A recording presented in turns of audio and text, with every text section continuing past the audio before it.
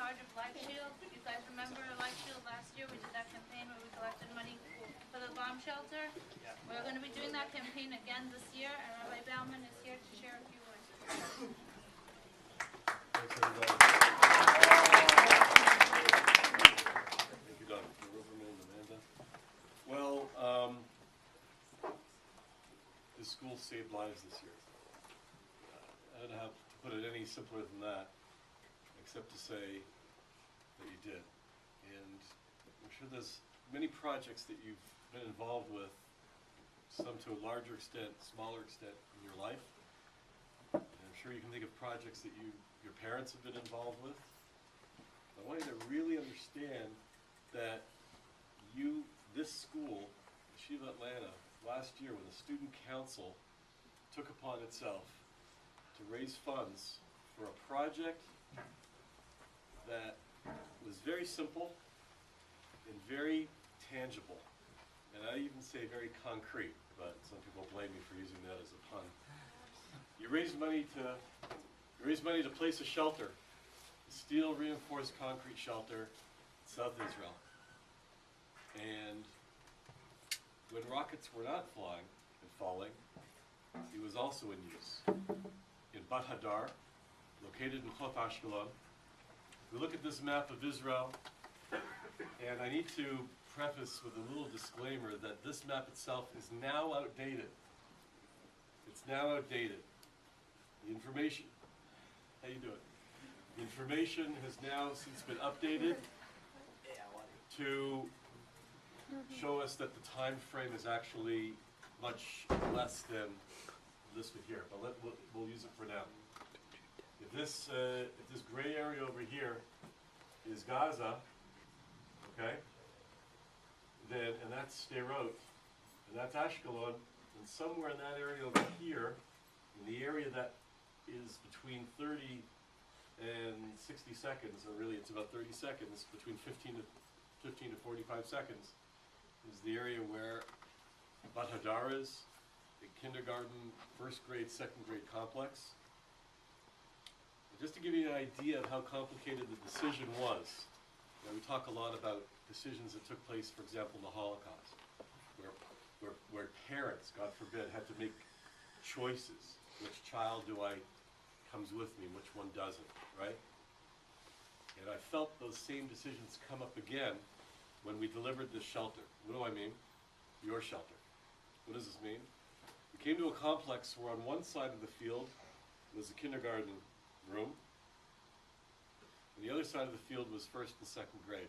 That's it. It was a very small school, needed, located approximately 3 to 4 miles from Gaza. No schools, no shelter whatsoever. Those are familiar, you know what a caravan is in Israel? Caravans, they're like temporary structures. You call them here like portables or trailers, right? The walls are like that thin, okay? Shrapnel could go through it like a hot knife and butter. And there was nothing there. And so we brought the truck in, we had one shelter, and a whole discussion ensued about where to place it. The initial thought was, let's place it in that field between where the first, second graders are, where the kindergarten is. But we realized that there wouldn't be enough time for anyone to get to the shelter. Many discussions that even take place, for example, in rabbinic literature on the idea of what happens when two people are, right, in the desert. There's one flask of water between them with enough to only keep one alive. You know what the answer is? And do you know what the halacha is on that? One of them, that they should live, because both can't live. Let me tell you something, it sounds very simple and easy when you're looking through the pages of the Shas, but when you're faced with this decision, in reality, it's torture. And so therefore we needed to make a decision, and the decision was, because the first and second graders were that much bigger and stronger. Anybody here have anybody here have siblings in first and second grade? Right? Think about it. We considered them to be the stronger in the group. Meshuggah, right? Mm-hmm. And the kindergarten kids were that much younger, the shelter went to them. And that's where your shelter went. Now, a lot of people think that the November War, oops, I had to go the other way. And now, oh, I need to do this. Press escape. Okay, now we need to, yeah, thank you, thank you. A lot of people think that the Operation Pillar of Defense, or in Hebrew, Mitzvah Amud Anan, started on November the 14th with the assassination of Jabri Wadaf, the Hamas military chief. You're probably familiar with that classic scene. It's on YouTube, you can see it. The surgical strike, right? Where they even waited till he passed, his car just passed, he overtook another car, so there wouldn't be a single civilian casualty or unnecessary casualty, and with pinpoint precision, kaboom, they got him. A lot of people think that that started the war this past November. That lasted for a week. The fact is, it's not. The fact is that there was incessant bombing, rocket fire that was taking place in this region, and actually in this region here, leading up to the November 14th Operation Pillar of Defense. I went down on November the 12th, as I'm there pretty frequently, in my role not only to speak all over the world about our campaign, but also to actually be in Israel and to facilitate the delivery of the shelters and make sure that they're going to the right places and talking to the people, making sure that we're meeting the need. There's no point otherwise. And I happened to be over here in Ashkelon originally. And while I was in Ashkelon, population of 118,000 people, and while I was there overseeing the delivery of a larger shelter to a school for developmentally challenged children. And let me tell you, when you go to a school, generally it's a half-hour visit. You check the basics, everything's okay. About after half an hour, you leave. For those of you who've worked with or experienced the sweetness of children who are developmentally challenged, everyone wants a hug. Everyone wants a hug. It took me 3 hours to get through the school. It's supposed to take half an hour. Everyone wants a hug. There are only 80 kids in the school, but it took a long time. The shelter we put in was a 70-ton shelter that could fit 50 adults or about 70 kids, so it worked out perfect. And I left the school, and there was a joke back then in the middle of November, again before this operation had begun. It was really raining hard in the land of Israel. Sheets, like it was coming down in sheets. Like it was like the craziest rain you could possibly imagine. You went outside for 1 second, you were like drenched, okay? And the joke was, when you said, hey, what about the rain? You know, Mayim Geshem. And the question is, V'mata mekaven? What is your intention when you say that? Are you talking about the wet rain, or are you talking about the rockets? That's ad kedei kach. That's what was going on leading up to the attack. The rain of the rockets coming down, the route. And as I left the school, I decided I was going to grab a falafel or something in the central part of Ashkelon, downtown Ashkelon. And I came into a parking lot, and immediately there was gridlock. Couldn't back up, couldn't go forward, couldn't turn right, couldn't turn left, cars facing me, and the siren went off. How many people here have heard the sound of the code red siren before? So we can simulate it a little bit. I'm going to make a dividing line right here. You guys here, you're going to be 1. Everyone say 1. Right. You guys here on this side, you're going to be 2. Everyone say 2. 2. This is what's going to happen. When I say go, you're going to, all the ones are going to say 1, but drag out the word 1, just like 1, right? Like just 1, okay? And you guys over here, you're all going to just go 2, right? Just keep going. And I want you to kind of do it in a wailing up and down sound. You ready? We're going to try to do as loud as you can. You ready? 1, 2, 3, go.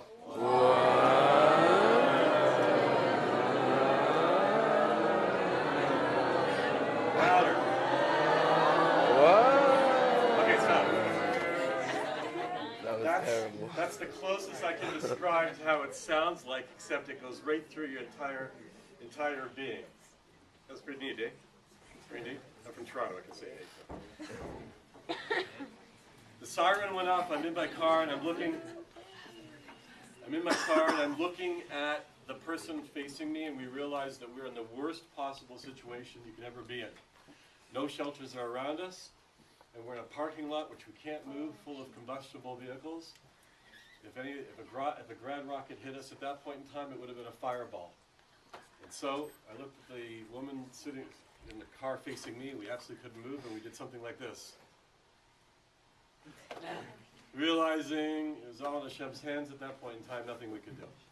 But I'll tell you what went through my mind, my friends. What went through my mind is that moments earlier, I knew that the kids in the school where I had just visited and hugged, they were all now inside that shelter.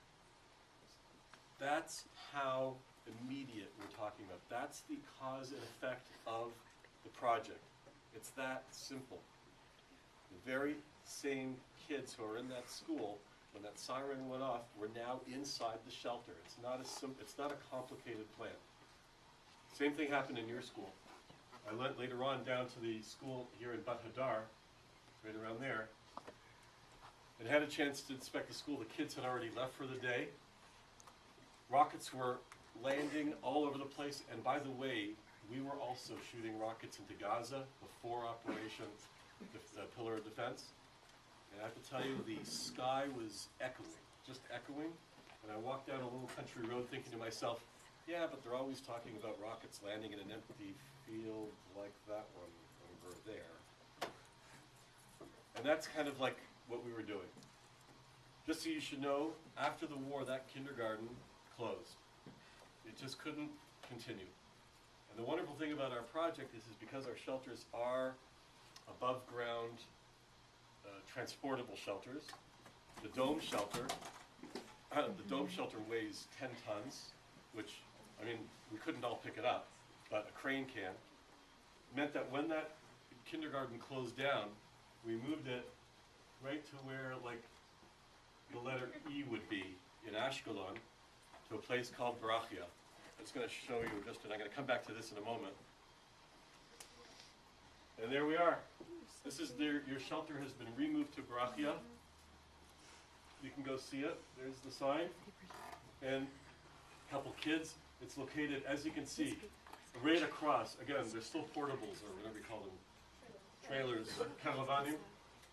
Very, very lightweight material.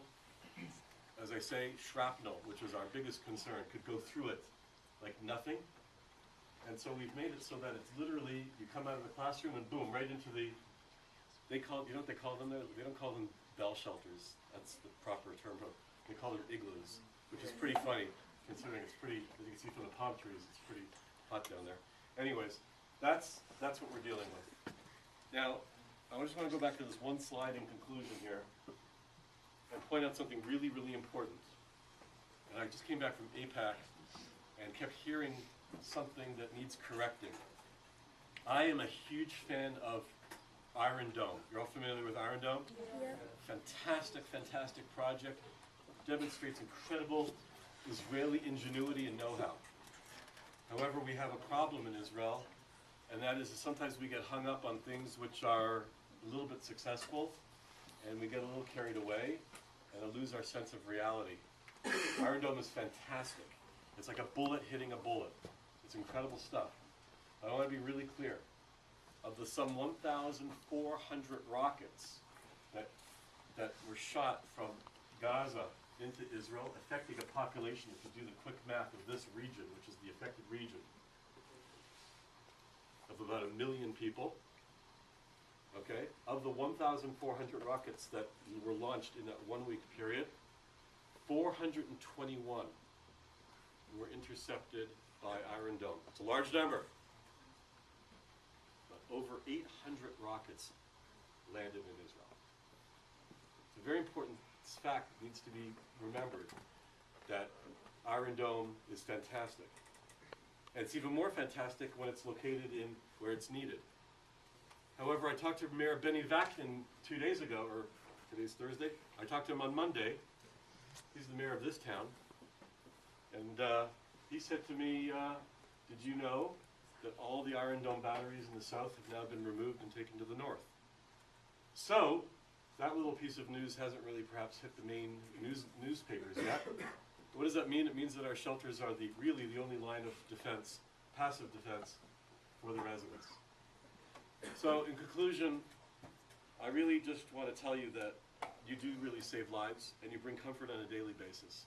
And I'm very, very proud to be able to tell other schools that this student council is now going into its second year of supporting Operation LifeShield, and it requires everybody's help. And you need to also know that Yeshiva Atlanta has inspired 2 other schools, well, 1 other school and another teen youth organization. The other school is the Solomon Schechter of Monmouth County in New Jersey that heard what you guys did and copied you guys, which I think is they say is the ultimate form of flattery. So you should be proud of that. Yes, give yourselves a round of applause. The other teen organization is in Canada, where I'm from. It's Canadian Young Judea. Canadian Young Judea. They're not a school, but they are a national organization. And their student leadership, or their teen leadership, took it upon themselves as well. And so you should know that, as they say, mitzvah, go'odet mitzvah, one mitzvah brings another mitzvah. I want to tell you in conclusion that at the end of the war, I received an email from the office of the Prime Minister of Israel. And the email was that they knew what we had done, and they wanted to, the Prime Minister of Israel personally wanted to thank anybody who was a supporter of Operation LifeShield, which includes you guys. So I'd like to call upon are they here? Jake. Jake, you're going to be the recipient of this. Come over here, Jake. Jake is the president of the Student Council.